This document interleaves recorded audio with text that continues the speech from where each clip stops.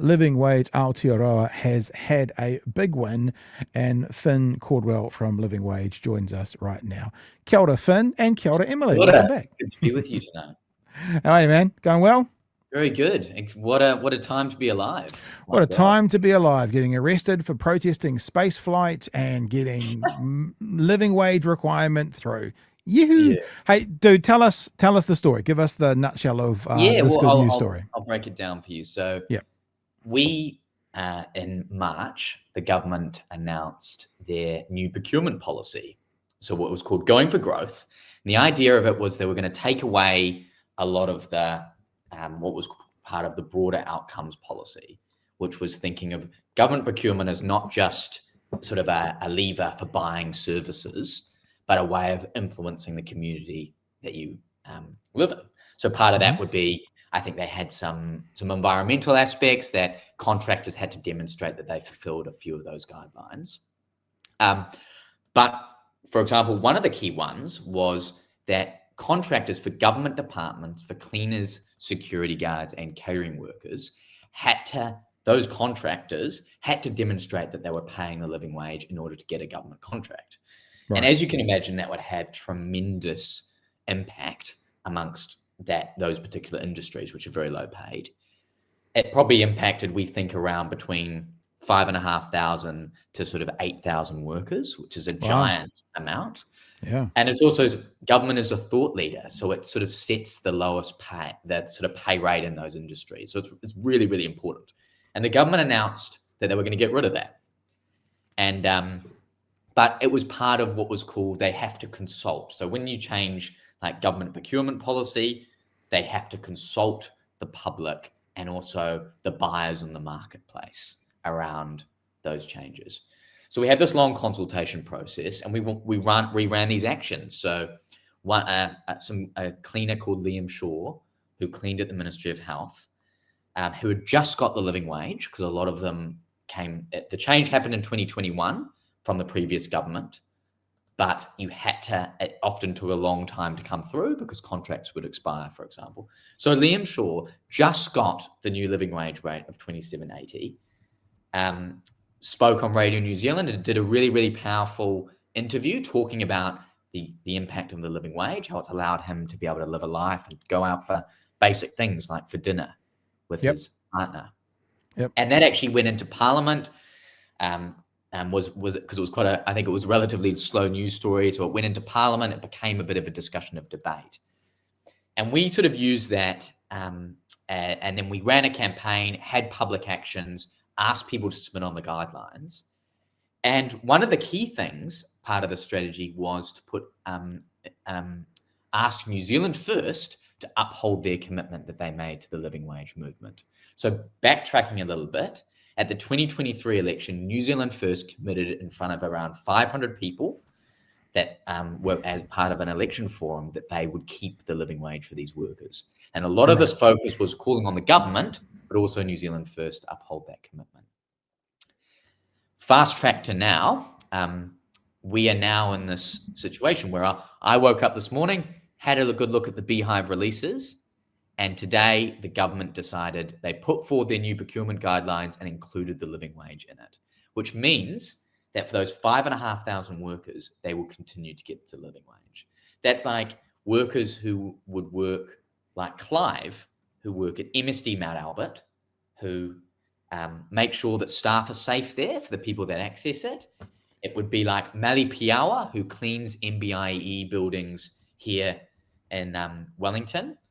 And also, other workers who would be working in courthouses in Kaitaia to dock officers in Queenstown. This is this tremendous policy that we've managed to get over the line. And it's sort of gone under the radar a little bit, but it's a massive win for workers. So minimum wage is $23.50. I've just Googled it. Living wage in New Zealand, $28.95. Is that accurate? Yep, $28.95. Yeah. So that's $5.45 per hour. So 5 fours are 200. So that's more than $200 a week difference for these people. Yes, we'd say it's almost around well over $400 a fortnight extra for a worker, which would be transformative. Yeah. Wow. So that's a good one. Sorry to ask this kind of negative question, but how did we do this Why did this win happen when this government seems to be like, fuck you, to like everyone else who's earning money, whether it's women in pay equity, whether it's, lying about how many nurses earns? How come we did this? How did we get this by? I think it's a couple of factors. So the way we sort of operate in the living wage movement is we have this motto called no permanent friends, no permanent enemies. When we're non-party political and we want to work with either side of the spectrum, which either political party is willing to commit to our asks that we put forward in an election year, we're happy to work with. And then in that case, we had a commitment from New Zealand First at our election who said they were going to uphold this. So that was one thing. Also, this is quite a minor regulatory change for the government to make as well, but it has this really incredibly significant impact. So what it meant was that the government, if they needed to, I think the pressure we were able to put on through our consultation process, working with New Zealand First, we actually don't know how this has happened because a lot of this would have happened behind closed doors. We think that the government has sort of thought there was a lot of heat on the government around this, and it wasn't costing the government a lot because it's all baked into government departments' books anyway. So it's not necessarily, there's not a budget line, there's not a line of cash that they can just grab for this. And it's also quite a lot of heat for not a lot of gain for the government. And perhaps they've decided that actually calmer heads have prevailed. They've listened to the consultation. They've even listened to New Zealand businesses, many of which were against this as well, because a lot of New Zealand businesses like Glenn Campbell at House of Hygiene or Peter Fraser, who works for this other company called Property Friend, they want to access these government contracts. They want to pay the living wage, but multinational companies dominate that environment and don't want to pay the living wage unless the government requires them to do so. So I think that's part of it. I think summarizing that, it would be, I think a lot of heat was put on the government. We had an existing commitment from a political party within that government. And also for the impact and the negative press and impact it would have on workers' lives, it wasn't worth the kind of political consequences for this government at this time. So that's kind of what we're thinking. But we're only playing guessing games because this was a cabinet decision. All of those discussions happen behind closed doors. It's not a piece of legislation that gets passed. So it's only a guessing game here.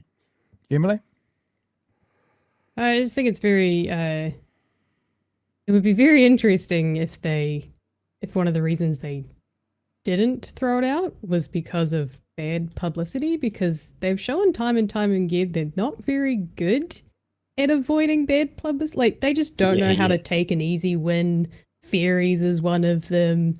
The beer pay is one of them. Like, they're not particularly great at that. But I mean, hey, at the end of the day, it's a win. I think we should all be very thankful. But it's interesting that you make the point of businesses looking at it as if you take this out, we lose our contracts to people that want to pay less, to multinationals. So that's good to see. Yeah, and I think it's quite interesting because the government's done a very interesting thing in the sense that they've created all this bad publicity around suggesting that they were going to do it, but also it seems like they don't want to highlight that it's taking place. We had to search through the procurement rules to see that this had been kept. So in a way, I think they're almost trying to, I guess, save face as well. Maybe the other coalition partners, that this has gone over the line. So you might be right there. But the reality is, I think, the stories of these workers, I would like to think at least there was someone around that cabinet table that had heard those stories, understood the benefits of the living wage to these workers and how critical it is. We had workers writing submissions saying, look, we've got 3 kids at home now.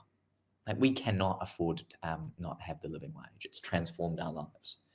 So I think that could be a factor, but it's very interesting.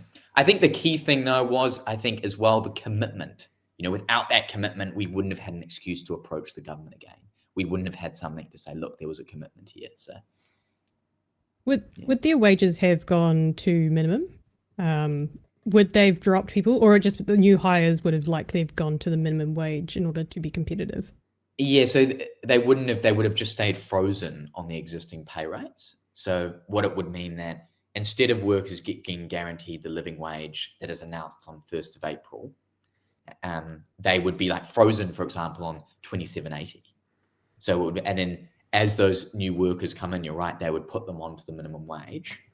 And then as new contracts are entered into, they would just revert back to the minimum wage, and they would maybe move those workers around to a different area. But the thing is, these government contracts, they're so lucrative because the government always pays on time.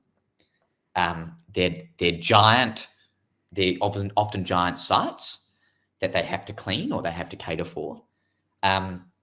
So these are really valuable contracts.